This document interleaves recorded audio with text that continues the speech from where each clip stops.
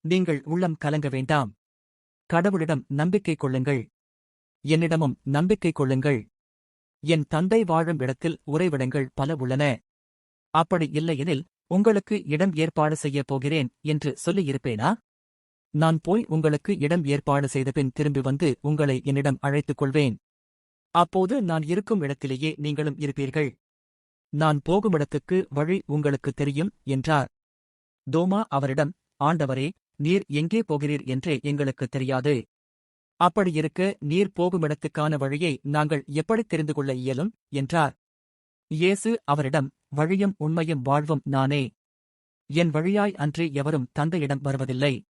நீங்கள் என்னை அறிந்திருந்தால் என் தந்தையையும் அறிந்திருப்பீர்கள். இது முதல் நீங்கள் தந்தையை அறிந்திருக்கிறீர்கள். அவரைக் கண்டுமிருக்கிறீர்கள் என்றார். அப்போது பிலிப்பு அவரிடம், ஆண்டவரே, தந்தையை எங்களுக்குக் காட்டும், அதுவே போதும் என்றார். இயேசு அவரிடம் கூறியது, பிலிப்பே, இவ்வளவு காலம் நான் உங்களோடு இருந்தும் நீ என்னை அறிந்து கொள்ளவில்லையா? என்னைக் காண்பது தந்தையைக் காண்பது ஆகும். அப்படியிருக்க தந்தையை எங்களுக்குக் காட்டும் என்று நீ எப்படிக் கேட்கலாம்? நான் தந்தையினுள்ளும் தந்தை என்னுள்ளும் இருப்பதை நீ நம்புவதில்லையா? நான் உங்களுக்குக் கூறியவற்றை நானாகக் கூறவில்லை. என்னுள் இருந்து கொண்டு செயலாற்றுபவர் தந்தையே. நான் தந்தையுள் இருக்கிறேன், தந்தை என்னுள் இருக்கிறார். நான் சொல்வதை நம்புங்கள். என் வார்த்தையின் பொருட்டு நம்பாவிட்டால் என் செயல்களின் பொருட்டாவது நம்புங்கள். நான் செய்யும் செயல்களை என்னிடம் நம்பிக்கை கொள்பவரும் செய்வார். ஏன், அவற்றைவிட பெரியவற்றையும் செய்வார்.